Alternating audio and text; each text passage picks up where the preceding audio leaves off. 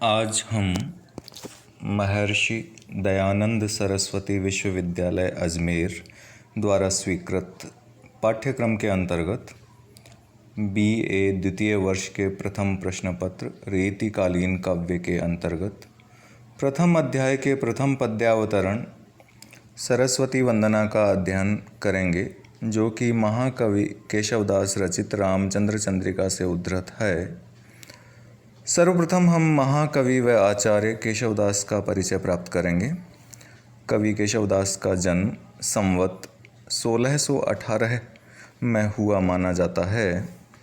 केशवदास के वंशजों का मूल निवास स्थान ब्रज और राजस्थान के देहली डीग मार्ग पर कुम्हेर गांव को माना जाता है। केशव के पूर्वज गोपाचल में राज्याश्रित रहे थे। इनके पूर्वजों को राजा रुद्र प्रताप और ओरछा नरेशों ने आश्रय दिया था। इनके पूर्वज संस्कृत साहित्य के प्रकांड पंडित थे। मिश्र बंधु विनोद नामक ग्रंथ में केशव पुत्र वधु नामक कवयित्री का उल्लेख भी मिलता है। इससे यह प्रमाणित होता है कि केशव के कुल की नारियां विदुषी थीं। केशव की शिष्या प्रवीण राय भी नृत्य प्रवीण विदुषी थी। कवि आचार्य केशवदास को महाराज राम शाह के छोटे भाई इंद्रजीत सिंह से राज्याश्रय प्राप्त हुआ, जो आजीवन बना रहा। इंद्रजीत सिंह के पश्चात राजा वीर सिंह देव ओरछा नरेश बने। उनके राज्यकाल में भी कवि केशवदास का सम्मान बना रहा। इन दोनों राजाओं के अतिरिक्त राम शाह, रतन सेन, अमर सिंह और चंद्रसेन ने भी केशवदास का सदा सम्मान किया था। जहाँ तक काव्य के सैद्धांतिक पक्ष का संबंध है, केशवदास अलंकारवादी थे। उन्होंने भामह, दंडी तथा उद्भट आदि अलंकार संप्रदाय के प्रधान प्रतिपादकों की परंपरा का ही अनुसरण किया है और आधार ग्रंथों के रूप में काव्यादर्श, अलंकार शेखर तथा काव्य कल्पलता वृत्ति आदि को ग्रहण किया है। चमत्कार प्रदर्शन की भावना उनमें सर्वोपरि है। भूषण विहीन या अलंकारहीन कविता को वे असुंदर समझते थे। इसीलिए उनकी रचनाओं में श्लेष, यमक आदि का आश्रय लेकर उक्ति वैचित्र्य एवं शब्द चमत्कार को प्रधानता मिलती है। केशव की काव्य भाषा ब्रज है। बुंदेलखंड का निवासी होने के कारण बुंदेली के शब्दों का प्रयोग भी मिलता है। उन पर संस्कृत का प्रभाव तो है ही। स्वयं केशवदास ने कवि प्रिया नामक ग्रंथ में इस बात का उल्लेख किया है कि भाषा बोली न जानहीं जिनके कुल के दास, भाषा बोली न जानहीं जिनके कुल के दास, भाषा कवि भो मंदमति तेहि कुल केशवदास। रसिक प्रिया, कवि प्रिया तथा रामचंद्रिका उनकी प्रमुख रचनाएं हैं, जो उनकी ख्याति का प्रधान आधार हैं। इनके अतिरिक्त मुक्तक रचनाओं में रतन बावनी, विज्ञान गीता तथा जहांगीर जस चंद्रिका और प्रबंधात्मक रचनाओं में वीर सिंह देवचरित भी उपलब्ध होता है। लाला भगवान दीन ने केशवदास की एक और रचना नख शिख का भी उल्लेख किया है। ब्रजभाषा काव्य को कवि व आचार्य केशवदास की सबसे बड़ी देन यह है कि उन्होंने काव्य के शास्त्रीय पक्ष को संपूर्णता से ग्रहण करके व्यापक रूप से लक्षण उदाहरण की परंपरा, जिसका आभास संभवतः कृपाराम आदि में उनसे पूर्व ही मिलने लगा था, का साहसपूर्वक स्थापन और निर्वाह किया तथा तत्कालीन भाषा काव्य में रीति की प्रवृत्ति के लिए एक विशेष आदरपूर्ण स्थान अर्जित किया। ये था कवि व आचार्य केशवदास का काव्य परिचय। अब हम उनके प्रथम पद्यावतरण पर आते हैं, जिसका शीर्षक है सरस्वती वंदना। ये पद्यावतरण मनहरण नामक कवित्त में रचित है, जो सुनने में अत्यधिक कर्णप्रिय प्रतीत होता है एवं जिसका सस्वर वाचन किया जा सकता है। मैं आपके लिए इस पद्यावतरण का पाठ कर रहा हूँ, सस्वर वाचन करने का प्रयास कर रहा हूँ। आप ध्यान से सुने और इसको हृदयंगम करने का प्रयास करें। बानी जग रानी की उदारता बखानी जाए, बानी जग रानी की उदारता बखानी जाए, ऐसी मति कहों दो उदार कौन की भई, देवता प्रसिद्ध सिद्ध ऋषि राज तप वृद्ध। देवता प्रसिद्ध सिद्ध ऋषि राज तप वृद्ध, कही कही हारे सब कही न काहू लई, भावी भूत वर्तमान जगत बखानत है। भावी भूत वर्तमान जगत बखानत है, केशोदास केहू ने बखानी काहू पै गई। वर्णपति चारि मुख पूत वर्णे पाँच मुख, अरे वर्णपति चारि मुख पूत वर्णे पाँच मुख, नाति वर्ण षट मुख तदपि नई नई, बानी जग रानी की उदारता बखानी जाए, ऐसी मति कहों दो उदार कौन की भई। ये है प्रथम पद्यावतरण। अब हम इसके कठिन शब्दार्थों पर आते हैं। इसमें कुछ शब्दार्थ कठिन कहे जा सकते हैं जो आपके सहायता के लिए इस प्रकार हैं। बानी शब्द का उल्लेख हुआ है। यहाँ बानी का अर्थ है वाणी से। इसका अन्य अर्थ सरस्वती भी लिया जाता है, जो कि विद्या की अधिष्ठात्री देवी हैं। अन्य शब्द है उदार। यहाँ उदार का भावार्थ है शक्ति संपन्न अथवा समर्थ से। जैसा कि आप सब लोग जानते हैं, मति का अर्थ यहाँ बुद्धि से लिया गया है। ऋषिराज करके एक शब्द आया है जिसका शब्दार्थ है श्रेष्ठ ऋषि। चारि मुख कहकर ब्रह्मा की ओर संकेत किया गया है। 5 मुख से तात्पर्य शिव से है। 6 मुख से तात्पर्य कार्तिकेय से है। और पूत का अर्थ आप सब लोग जानते हैं कि ये पुत्र के अर्थ में व्यवहृत होता है। कठिन शब्दों के अर्थ के पश्चात अब अगले चरण में आते हैं।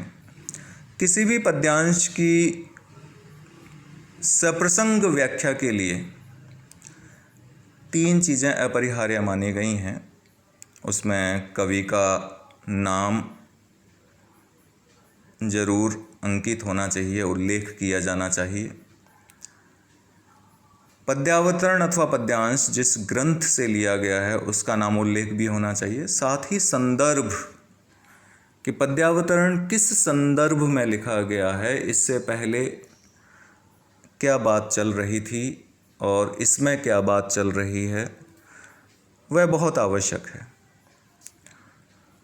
तो इस पद्यावतरण के कवि, जैसा कि आप सबको विदित है, आचार्य व महाकवि केशवदास हैं। ग्रंथ है रामचंद्र चंद्रिका, जिसे संक्षेप में या मुख सुख के कारण अधिकतर व्यक्ति रामचंद्रिका के नाम से भी उच्चरित करते हैं। रामचंद्र चंद्रिका के प्रारंभ में गणेश वंदना, सरस्वती वंदना और राम वंदना की गई है। इन्हीं में से यह पद्यावतरण सरस्वती वंदना शीर्षक से यहाँ अवतरित किया गया है। इस पद्यावतरण का संदर्भ यह है कि इसे मंगलाचरण के रूप में प्रस्तुत किया गया है।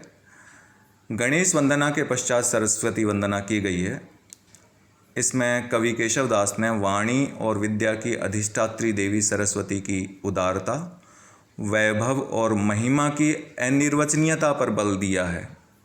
उन्होंने सिद्ध किया है कि सरस्वती की महिमा का वर्णन शब्दों के माध्यम से करना प्रायः असंभव है। अब इसकी व्याख्या पर आते हैं। प्रस्तुत पद्यावतरण में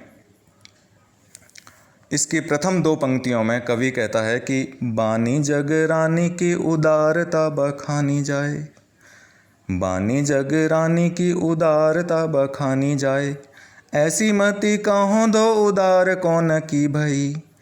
कवि कहता है कि देवी सरस्वती संसार की पूज्या हैं, उनकी महिमा का वर्णन करना सहज नहीं है।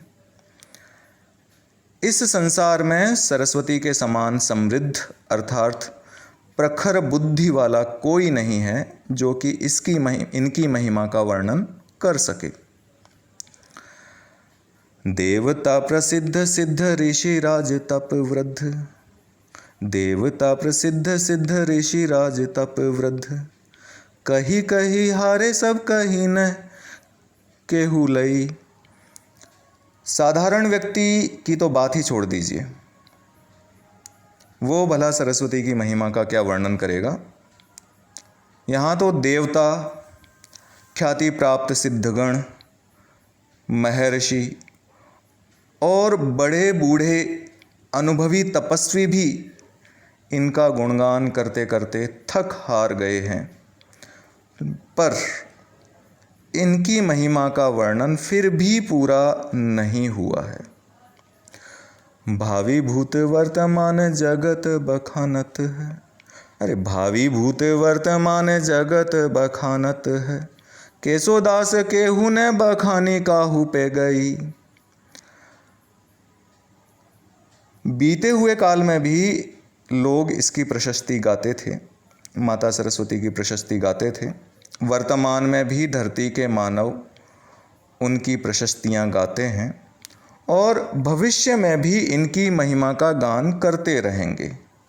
फिर भी कोई भी अभी तक इनकी महिमा का संपूर्ण वर्णन नहीं कर सका है, किसी से भी यह कार्य संपन्न नहीं हो पाता है।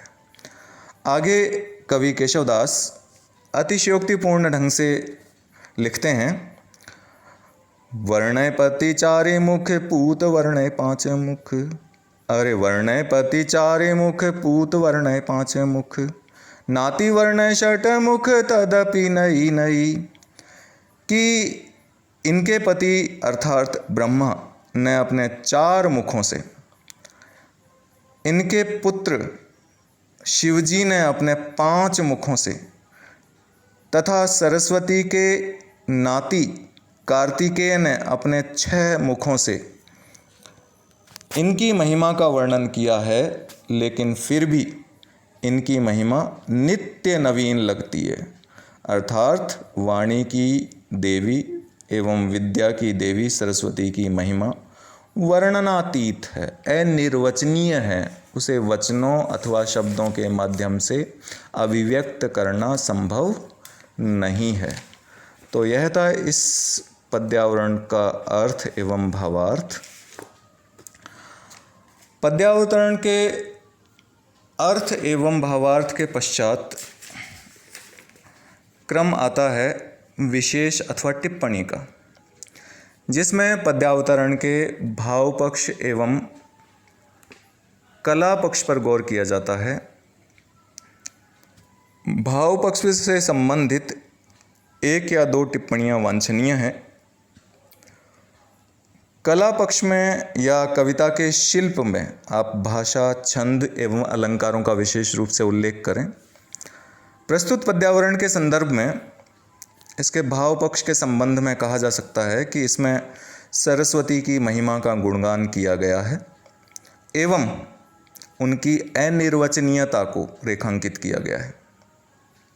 साथ ही इसमें टिप्पणी योग्य एक विशेष बात भी है, जिसे उल्लेख करना विद्यार्थियों के लिए उपादेय होगा। इसमें कवि ने सरस्वती की अनिर्वचनीयता पर बल देने के लिए सरस्वती के पति, पुत्र व नाती के रूप में क्रमशः ब्रह्मा, शिव व कार्तिकेय का नाम लिया है, जो कि पौराणिक आस्था के अनुकूल नहीं है। यहाँ ब्रह्मा, शिव व कार्तिकेय का उल्लेख सरस्वती की महिमा की अनिर्वचनीयता की ओर संकेत करने के लिए किया गया है कि जब 4 मुख वाले ब्रह्मा, 5 मुख वाले शिव एवं 6 मुख वाले कार्तिकेय उनकी महिमा का गान नहीं कर सकते, तो भला 1 मुख वाले मानव, साधारण मानव, ऋषि, तपस्वियों की तो भला सामर्थ्य ही क्या है। कविता के शिल्प पक्ष पर यदि हम गौर करें तो कविता की भाषा ब्रज भाषा है। यह मनहरण कवित्त छंद में रचित किया गया है और इसमें विशेष रूप से 3 अलंकारों का प्रयोग किया गया है, जिसमें अनुप्रास, पुनरुक्ति प्रकाश व अतिशयोक्ति अलंकारों का नामोल्लेख किया जा सकता है। ये शिल्प पक्ष की बात हो गई। अब जैसा कि आशा है आपको ये पद्यावतरण, इसका अर्थ, भावार्थ, प्रसंग व शिल्प पक्ष व भाव पक्ष के बारे में जानकारी मिल गई है।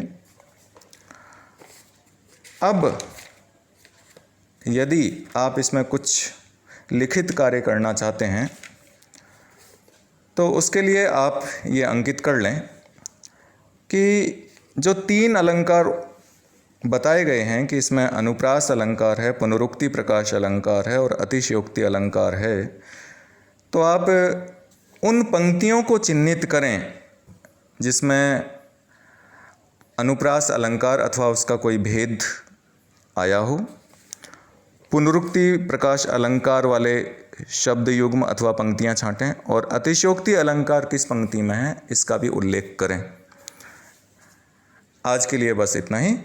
धन्यवाद।